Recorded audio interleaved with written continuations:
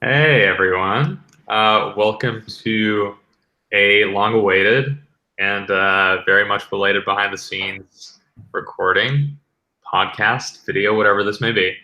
Um, we are trying out a slightly different format for folks. We used to do these uh, one project, one behind-the-scenes recording type of thing, but we're trying to be a little bit more group oriented, trying to discuss things a little more. So rather than have like a very stiff Q&A process, which is what we had for the past few, we are going to try to run through a project, and then we're going to prompt whoever put that project together with one main question, and that is going to be, what was the most challenging thing that you learned or that you found as part of working on whatever you worked on? So for the first one, we've got Amber, Jan, and Russell. Amber is going to be I waved. Can anyone see me? I don't know. We'll find out. well, each of you waved in like the perfect order. First it was Amber, then it was Jan, and then it was you, Russell. Um, so Amber is going to be talking about her names and songs project on the topic of names. We're going to continue down that path. Jan's going to go down the hyphenated names rabbit hole. I will be discussing the first installment of Science, etc. And then Russell, you've got a bunch of projects. You've got People Map, US and UK. And then additionally, you've got 3 seconds, which, wow, yeah, that's a lot. Okay, cool. Let us kick it off. I am going to go based on the order of my screen. So Amber, you are always first at all of these hangouts. I know. Google Hangouts loves alphabetical order, which just like always puts me first, which is totally cool. Okay, so I'm going to attempt to share my screen and at least scroll through this story quickly in case anyone is unfamiliar with it. Hopefully this works. Sorry if there's any technical glitches. This is the first time we're trying this. Okay, so. Ooh, this is looking good. Yay. All right. Okay. So theoretically, this is working. So basically, this was a whole story that I became intrigued with when I was watching a movie called Baby Driver, which this project actually has nothing to do with the plot of that movie, except that in the movie, 2 characters started discussing how one character, whose name was Deborah, her name never shows up in songs, unlike her sister, whose name is Mary, whose name is in songs all the time. Now, of course, the main character of the movie uses the sort of pseudonym of Baby. And she was like, oh, every song is about you. So I started getting really interested in the sort of names that artists sing about in songs. And that's what the story is about. And it kind of, I keep describing it as me wandering through the data. So I was able to get my hands on around 15,000 pop songs released between the late 50s and today. And look for any instances of names in those songs. So throughout the piece, there's of course some, setup. We look at the most popular names. You can search for your own if you would like and see any songs where your name is being used. We talk about the songs that have the same name repeated over and over, like Hey Mickey or Justin Bieber's Baby. And again, you can find a specific song. So if you're like, where's Jolene? You can find it here. Jolene was used 31 times in that song. Moving on to songs that use a whole bunch of different names. The song that used the most different names was We Didn't Start the Fire by Billy Joel. Again, you can look for a song. Matt always wants to see Freak a Leak, so we'll pull that up. And we go into the names that different artists use and how popular different names have been over time and how that's changed, and a little bit of the letters that start and end names. So again, I kind of just had this big data set, and unlike a lot of our other projects that are very question driven, mine was just like, I want to learn about names and songs. And so yeah, this is the kind of final piece of that.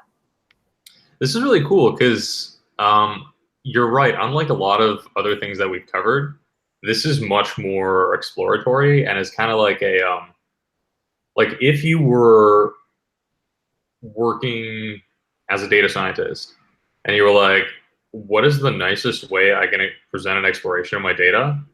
This would be it. Like you're not weaving a story together. You're not, like trying to guide a reader through one thing to another. It's just like, boom, I'm just going to make this look super nice and take what you will from this.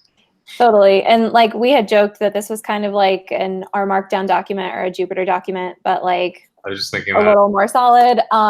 At one point, because this is a piece about music, I had talked about making the sections of the story shuffleable. Mm-hmm. So that you would have been able to just like, because they didn't have to be read in order. So I was going to make it so that you could like literally shuffle the pieces. I ended up not doing that, but yeah. Word.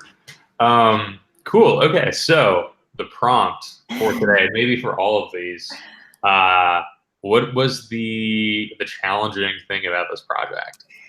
So the kind of funny thing about this is that when I originally set out to start this project, I did it because I was like, this will be an easy project with very little data cleaning, because I was like, they're song lyrics. We already had Colin Morris, who we've worked with before, had a huge number of song lyrics already that he was able to send to me. So I was like, I've already got most of the data.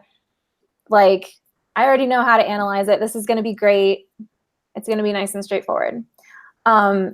Famous last words, right? Like, yep. Every single project of mine is, yeah.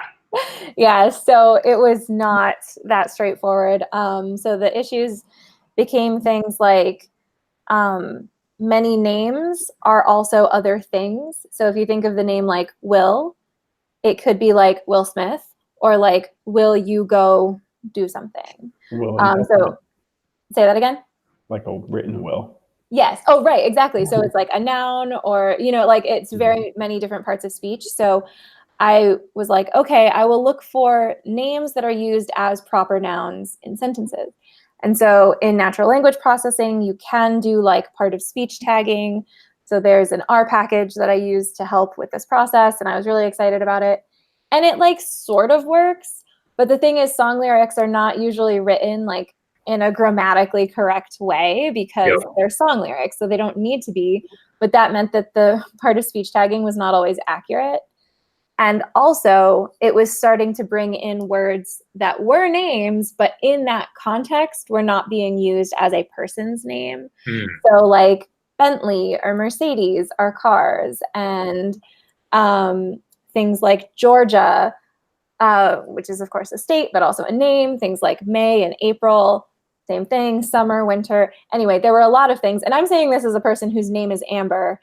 And so like my name is a color. So like I get it that like names are also other things. But I ended up having to go through tens of thousands of lines of song lyrics that contained a word that could be a name and had to decide whether this was being used as a proper noun and also whether it was potentially referring to a person and not something else, and also was not being used as like a last name. So like Michael Jackson is sometimes a first name, but in this case, it's being referred to as a last name. So there was a ton of like manual data cleaning that had to go into this that I was not anticipating, and it took forever. And that was definitely the hardest part of this. Yeah, it was kind of the dirty secret of a lot of data work. Like it's not all glamorous model fitting. In fact, like very little of what we do is, and it's much more of like, oh no, this data set is very, very dirty. How do we clean it? What is the quickest way to do it? And oftentimes it is manual. Out of curiosity, what was the R package that you tried out? It was called Oh, sorry, you may have frozen up. I'm not sure if that was for everyone or just me. Sorry, am I back? Yep. Okay, sorry. It was called UD Pipe. And I think I mentioned that in the methods section of that story. So if you are interested, you can scroll all the way down to the bottom. It's in there. Also, all of the code that I did use, including trying to automate the part of speech tagging, is all in our data repo. So maybe we can include that in the details of this video when we're done. Yep, link in bio. Say that again? Link in bio. Yeah, link in bio. It'll be, down there. Yeah, so if anyone's interested in how I was attempting to do that, you can at least take a look. I also want to just +1 the manual data cleaning of names. So a project we worked on December, the country flag story, the New York Times stuff, which I know Jen and Ilya worked on, that we were parsing country names from New York Times headlines. And I only thought about it right now because also Georgia is a country, not just a state or a name. Right. So that gave me all sorts of difficulties. And that was actually the thing that triggered me to go into manual mode. So we ended up going through like 60,000 headlines. So it's a very real problem. I will +2 to that because for the project you're about to see, I looked at hyphenated last names and was able to capture hyphens in the last name, but ran into the issue of Korean names in which the first name is listed as the last name. Yes. So I had to go through and manually remove hyphenated Korean first names, which were the last part of the name in a lot of the sports rosters. So I think what we're trying to say is anyone listening that does machine learning or artificial intelligence, that's a problem that needs to be solved for us data analysts in the future. Help us clean data, please. If you have any ideas, reach out. Or just send us, tons of minions. Yeah, send us people to clean data. Super fun. It's actually probably a good time to plug Python real quick. There's full disclosure, Ilya is the lone Python user in this chat. Yeah, well, so the way it usually breaks up is Amber is the R advocate, Russell does everything in JavaScript, and I like Python and like notebooks, but can also acknowledge their flaws. But I don't think there's anything that great available in Python either. But if you're listening to this, Spacey is supposed to be something that has come out and is great.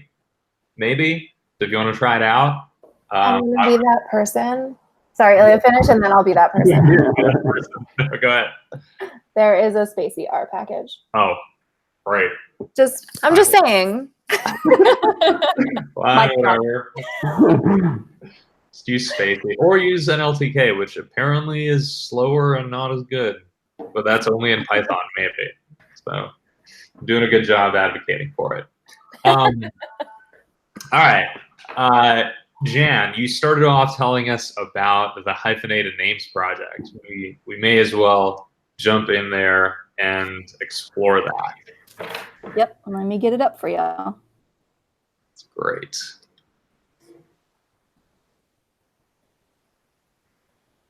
So here is the Hyphenated Names project.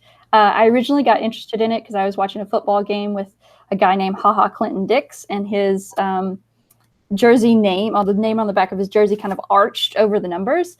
And I thought, wow, I've been seeing this a whole lot more. And my wife and I we'll eventually have a kid somewhere down the road, and we'll have, poor child, it will have to be like a surpus deem or a deem surpus or some kind of just weird hyphen. So I wanted to see kind of how this played out in the sports world, since hyphens are such a visible part of jerseys. So I looked at 7 different leagues, kind of the percentage of hyphenated names over time, and basically they all increased. This big outlier here is the WNBA, which is heavily influenced by that most of the players are women, and women are often the ones that society deems kind of that they have to change their names or alter their names. So this is kind of the big section of the piece where it's a big name block, and kind of you can go through over time and see the highlighted names in yellow, names that contained hyphens. And then I took a little bit of a deeper dive about why people hyphenate their names, whether it be they kind of inherited for their parents, they combined their names, married and combined with the spouse, or changed it for religious reasons, like the OG of hyphenated names, Kareem Abdul-Jabbar. And then sometimes it's just part of culture to hyphenate your name, particularly from like French Canada, New Orleans, Haitian. I like that title, that French Canada. Well, you know, us Americans who don't know a whole lot. No, I'm glad that Quebec is getting a little bit of a spotlight. I haven't grown up there. Go Quebec. Yeah. So that prompt of what, I'll keep sharing screens because I've got a few more things to pull up, I guess. Actually, I may need to like swap out so I can see a different window. So momentarily, I'll swap out. As you're swapping, I will once more prompt the question or your answer. What, while you're working on this, or you were working on this, seems to be the most challenging aspect of this project for you? So the biggest thing for me was that, like, going in, I knew that the names would be kind of the most important part of the story because that's what got me hooked on it. Seeing those visual hyphens, and I think this kind of like the anomaly that you don't see on jerseys, and so I wanted the names to be the visual. But that also means that I couldn't really rely on a lot of traditional chart forms. Like bar chart wasn't working, line chart, not having it. I needed something with names. So I played around kind of with a lot of different things that you can do with text to make them look, you know, to kind of show the change over time. And I'll boot the screen share back up and show you some of those. So first, I was kind of like hooked on this idea of a name histogram. We've used it in a few of our pieces before. And so this is kind of like over time from the 1950s to 2010 by decade of all the leagues with names. But the problem I ran into there is that you get leagues like the WNBA, which wasn't around since the 1950s, or the MLS soccer, it wasn't around either. So you kind of get this false sense of swell when these leagues are added because the data just doesn't go back for them. So that's why the chart on, or the column on the far right there is just like going off the screen. So I was still hooked on this this histogram idea. So I was like, what other way can I do a histogram? So this is names broken out by like reason of hyphenation, and the column on the right is just that they combine their parents' names, and the column on the left would be married and combined names. And the reason that all of these names are in orange is because those are all the WNBA names. So they were the majority of, the only one that's not orange is a women's soccer league. So definitely all women over there. But that still didn't really show me anything interesting. So then I was like, well, what about the length of the names? Because, you know, those are kind of interesting. And you have like Taj McWilliams Franklin over here, and she's like 19 characters long, arching over her numbers. But that still didn't get kind of what I wanted, and didn't really get to the heart of the problem of showing it over time. So that's when I went to the name block, which is kind of what you see now in the final version here. And you're, you know, able to go through the different leagues and filter and really dive into all these names that you're seeing. Nice. This is something similar to what I think like Amber and Russell did a few projects ago, back when they worked on She Giggles, He Gallops. Yes. Well, we did a wall of words. Yes. Yep. Well, in fact, like Russell was kind of my project buddy on this, and I think he was the one that pointed me in this direction. And once I saw it in practice, I was like, okay, yeah, bingo, this is what I need. Yeah, if I recall correctly, you also used a wall of words for the Artist Popularity Project way back in the day when you were showing. Making it big. Yes, that was it. Making it big. Yes. Yeah, sometimes you just want to show all the data and don't want to really abstract it. And while words is the way to go sometimes because it just overwhelms you with the sheer volume. And like what Jan did, I didn't use this in the first one, but color coding can really make something jump out and yeah, tell you something in a visual way without it being necessarily quantitative. And there's something to be said about abstracting when the data itself is words, Mhm. because like you could have gotten rid of the letters and made these little dots and done sort of a like waffle chart or something like that. But to your point, like the names are the thing that you're interested in, so it doesn't really. It makes sense, but it's less interesting and it's less like attention grabbing when you abstract away from the letters and the names in this case. And you can't see them anymore. So Wall of Words rocks. Oh yes, to Wall of Words. Okay, cool. Russell, let's move on to you. Which one do you want to tackle first? I mean, got a lot to go through here. Let's stick with names. People Map was about names, so we Yep. gotta continue the trend, right? So now I have to be the one that didn't look how to screen share. Okay. In the top left. Oh, yeah. I got it. Okay. I would usually try to ramble my way through describing what the project is, but we wrote a nice succinct description here. So basically, it's a map where city names are replaced by their most Wikipedia resident. So that's anyone that is born in, lived in, or connected to a place, according to Wikipedia, which is the big thing to note.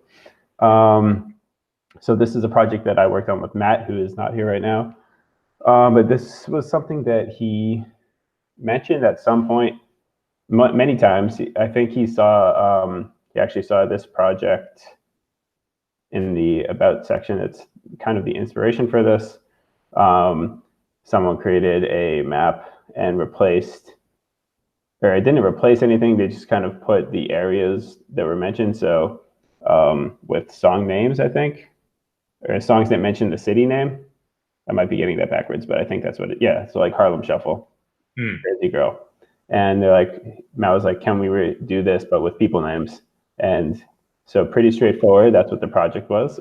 We used Wikipedia data, as I mentioned, to figure out who the most popular person from each city was. So as you zoom in, you can see it's a lot more granular. Ended up being about 10,000 cities and towns across the country. And you can go in and explore your area. So I'm zooming in on me right now, live look at where I am. And yeah, that's the project in a nutshell. And also today, we actually just published a UK version as well. I'll just go to it here, but it's literally the exact same thing, but for anyone that is not from a US-centric perspective, this might be a little more interesting to them. And I actually found this one pretty fascinating because I was surprised how many people associated with the United Kingdom I was familiar with, which is like what is kind of neat. Who's Diana? Is that Princess Di? Yes, just Diana. Yep. Yeah, that was a parsing thing where anything with it was like Diana, comma princess. So there was a lot of barons and other people that had duchesses that had really long names. So those kind of got the axe. So Diana, Princess, what else? I gotta ask for the like #1 challenge here. How did you get this together so quickly? Because you, as of the time of speaking, you dropped the first version of this project like last Monday or Tuesday, and then the DA thing you essentially worked on what since then. Now it's Monday, so like it's less than a week, and you already have all of this done. I actually did it on Friday. In one day. Yeah, because I was hanging out with Caitlin, one of our other coworkers, and I'm going to stop screen sharing. Someone tweeted about wanting a UK version, and then I kind of challenged myself to do that on Friday night. Luckily, most of the code was in place, which will segue nicely into the most challenging part of this. So I didn't have to touch anything on the front end. It was just tweaking a few quirks that were different different between the American cities and the English cities, and then just running the scripts and hoping everything worked out, and it mostly did. So let's do the most challenging thing, but not for the UK, just for the project as a whole, because I mean that you made it sound a little too easy, I think.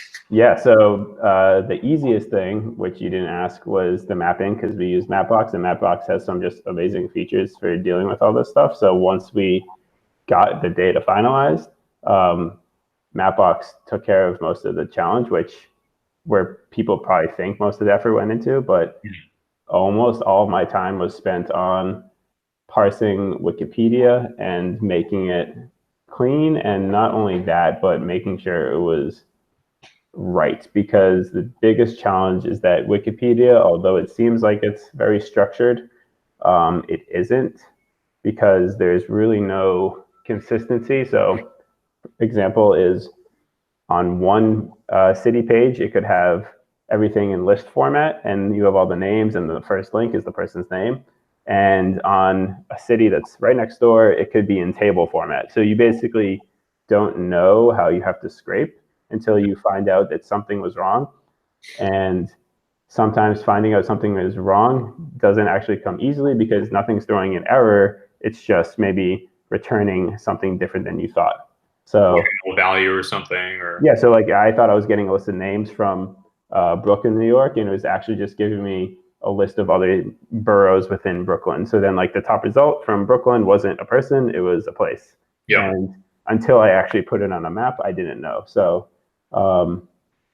basically I had to end up rewriting the scraper like 5 or 6 times after every time I visualized it and saw that something didn't look quite right. So that was by far the biggest challenge. And also to note, wait, hold on. How long did that take, out of curiosity? Because it just seems like a giant amount of. Well, luckily we had Angela Wang, who helped on this project initially, and she did a lot of the initial scraping. And I kind of, still took a while, but I went in, and it was more with like the fine tuning of these ones that weren't as obvious, like places like I'm not familiar with the Midwest at all, so I didn't know if a person was out of place or not. So there was just a lot of tweaking after that, and I don't have a time for you. I don't know. It was definitely many days worth of rewriting.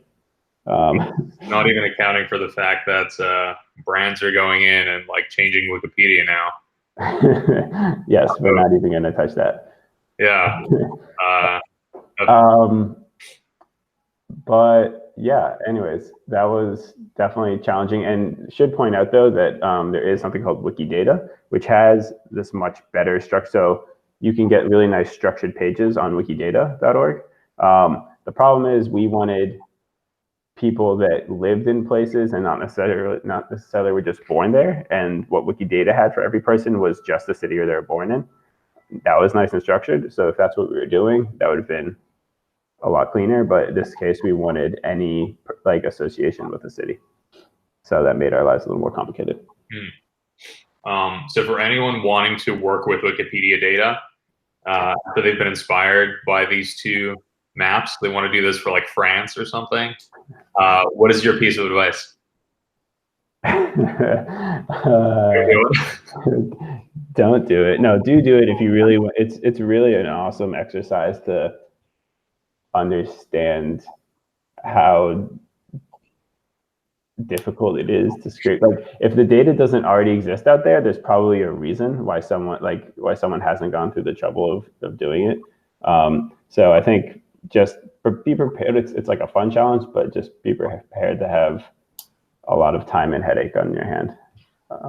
Russell, so you finally figured out a script that seemed like it mostly worked pretty well, it sounds like.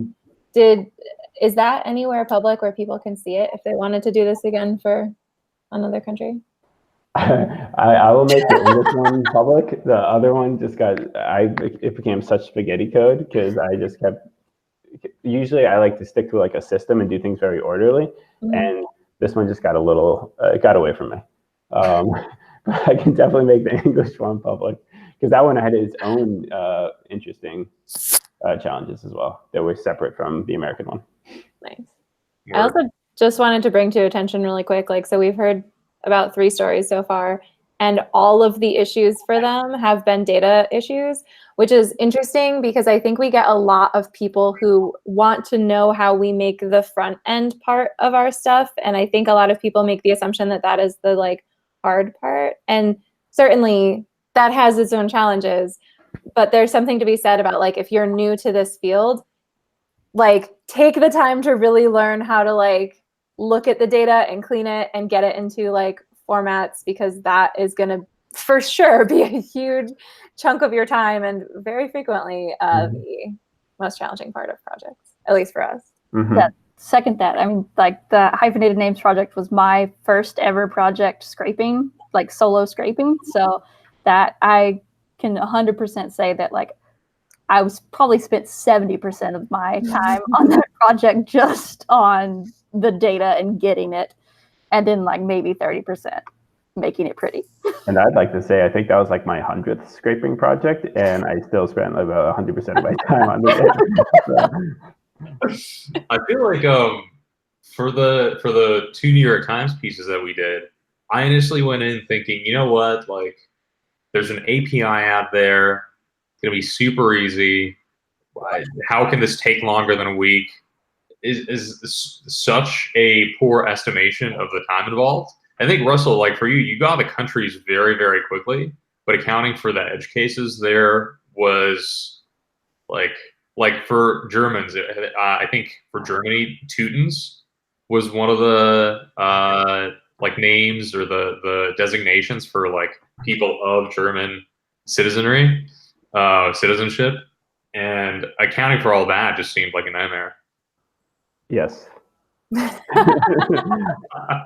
Yeah, and the only reason that project ended up going live is because we had some data assistants help and like go through manually and spot check it. Like without that, it would have been impossible. You'd still be looking at it. Yeah. Yeah. So there's a strong suggestion from I think all of our parts to, as Amber said, focus on data and never underestimate the data. Respect the data. One other thing to note there, I feel like I need to throw this in. I know Ilya and I were kind of going back and forth about R and Python stuff earlier. It really like does not matter what tool you use to do your data work as long as you are comfortable in it. So like we joke, but like do whatever you feel comfortable with, and yeah, as long as you're feeling good. Totally. I mean, you can do stuff in the command line if you're like feeling real great about your skills, and if you're really lead, or you can do stuff in Excel, and if you're like, if that's enough for you, use that. It doesn't make a difference, I don't think. Yeah. We're all pretty tool agnostic, I think, at the end of the day. Cool. Okay, so real quick, Russell, we're gonna try and 2x the speed on this one. Oh yeah, my other one. Yep. Okay. Well. Okay, I'll screen share again. This one's not very good for screen sharing because it's literally a video. But basically, I worked with Owen Phillips, and you can see this story, right? Mm-hmm. Okay. We made a video that goes through this issue in the NBA called defensive 3 seconds and why it's a problem. And that's really all I'll tell you. We made a video. You can go watch it on your own. But basically, this one was not a data problem, which is unique in this talk. The most difficult part of this one was actually creating a video, because we chose to create a video using all web-based technologies and not something like After Effects, which is how normal people make videos. So the challenge here was to actually render a video in a performant way. And the reason this was a challenge is because there's kind of 2 main issues that you can run into when you're trying to render a video from making something in the web. And that is performance jank and resolution. And we could have easily just done like a screen grab, but especially if you're dealing with like a lot of motion or a lot of DOM manipulation, and screen recording, you can get janky frames, and no one wants that when creating like a nice polished video.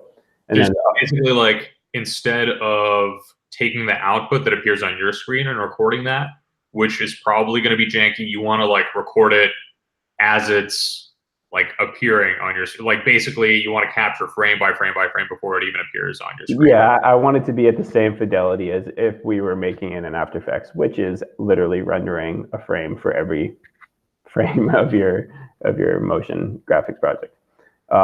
So for sure, unless you've got like this mega amazing computing thing, you're gonna get jank. And then the other problem is you are limited to the resolution of the browser that you're on, right? So if I'm on a screen that's like 1280 by 700, that's what I can record at. And I actually wanted to record at 1920 by 1080 or even 1920 by 1920 for the square version, just to get like the highest quality possible, especially if I'm like uploading it, I think, to like Instagram. They had some higher resolution requirements. So anyways, those are the two reasons. And so if you do a screen recording, you obviously are restricted to that. So that was a long-winded way of saying I ended up creating a command line tool that lets you render frame by frame web projects. And yeah, I can go into more detail, but I know we have some time limitations, but you can check it out here. It's called Render D3 Video. And yeah, that was very challenging.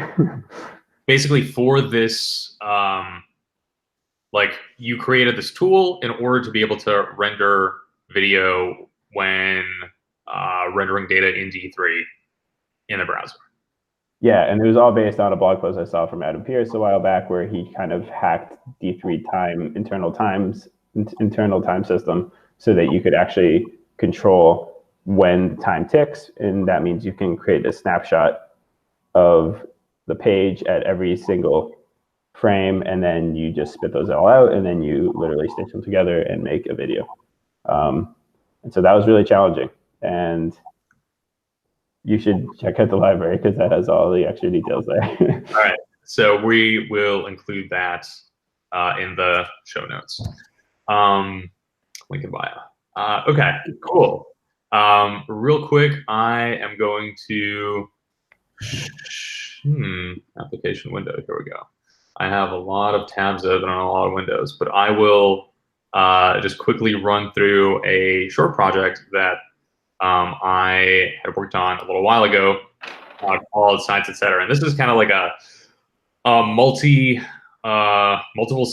part series. I decided to embark on this just because I have a background in science, and I thought, you know what, why don't we jump in and talk about something that's near and dear to my heart, but that isn't necessarily the focus of Viz a lot of the time. The reason I'm saying it's not necessarily a focus of a lot of Viz is that I initially envisioned this series as dealing with a lot of like meta science, which is like the way we do science, and investigating why certain ways of doing science are good and certain ways of doing science mean that your results when you're conducting studies are essentially like garbage in, garbage out.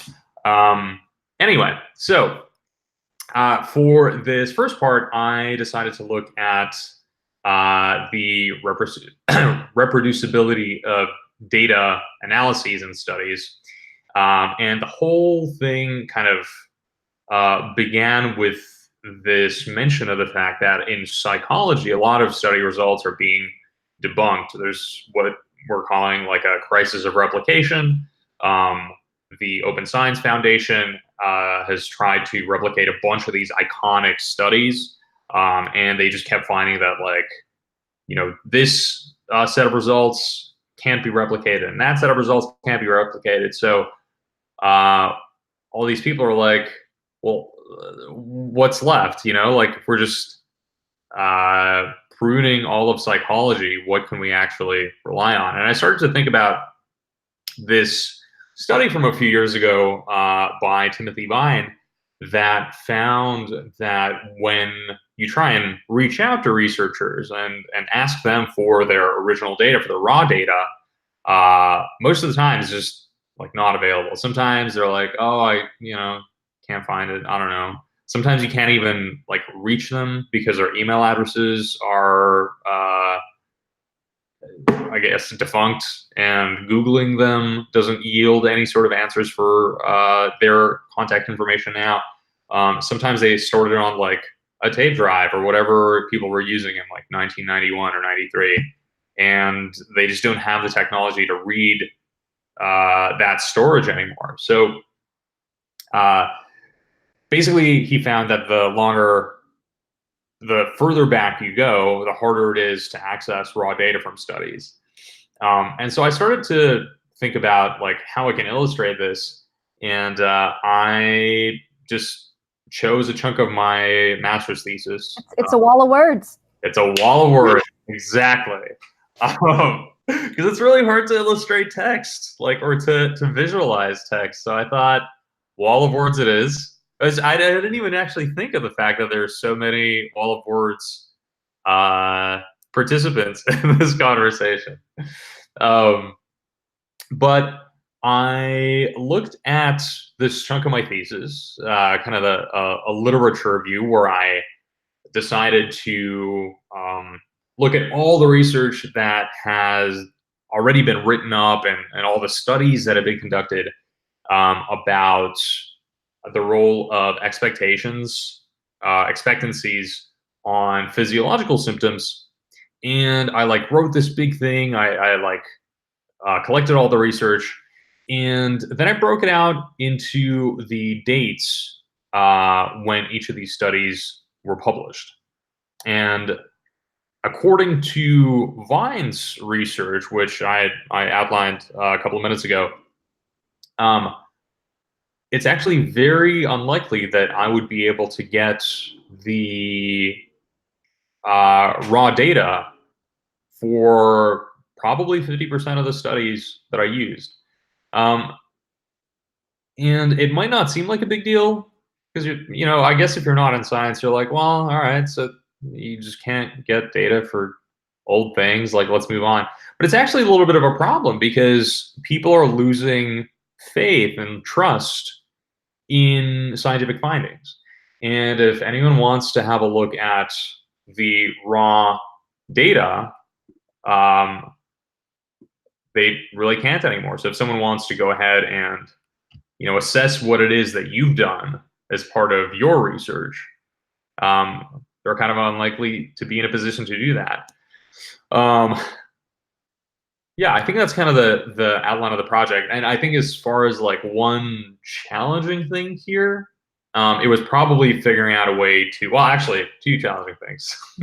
They're both very short. One, this was a sprint, and I like wanted to get this out in a week, and I just didn't. And I'm really actually thankful that I didn't, because Jan helped me tweak the design. I really like wanted something clean and bold, and not like, eventually I initially made this look like a journal article, and there were hardly anyone knew what the format looked like, and they were like, why does this look the way it does? It's super weird.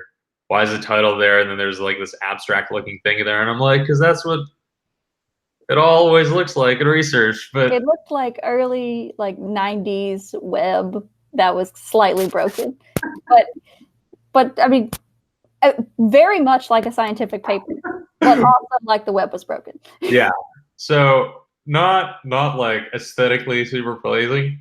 And then we ended up iterating on it, and I went away to Hawaii, and then when I got back, Jan was like, yo, what about this? And I was like, it looks bomb as hell. I love it. So it was super helpful. I think that was one. The other challenges I mentioned was probably the visualizing the text, because at first I was like, well, how do I show quantities of studies and their likelihoods? How do I even choose like something to illustrate that fact? And I figured like giving my thesis a hard time was fine. I didn't really want to like rip into anyone else's work. So I chose that, and the wall of words thing just kind of, I don't know. I think I stumbled on that. Yeah, I think that's a pretty accurate rundown. All right. Any concluding remarks from anyone? I just say that all of these projects are up on our GitHub. So if you're curious about seeing more of the code behind them, definitely check that out because it's all there for you to pick and choose and browse and tear apart. Oh, that's actually a gets me thinking about another little bit of housekeeping. If you're watching this and you aren't a Patreon subscriber, I'm not really sure how we're going to release this yet because it is a new format, so maybe we'll open this up to folks. But if you're not, we would encourage you to sign up at patreon.com/thepudding. And we will be releasing these in time with our newsletter drops, which I guess go out every month or so, or maybe a little every About a month-ish. Yeah. So that's kind of the rough cadence. If you haven't signed up for that, you go to pudding.cool, and there's a nice little box front and center where you can sign up. Anything else I'm missing? Not cool. All right. Well, thanks everyone for this little romp through memory lane, and I will see you shortly because we all have meetings together. Bye. Thanks, y'all. Bye. Bye.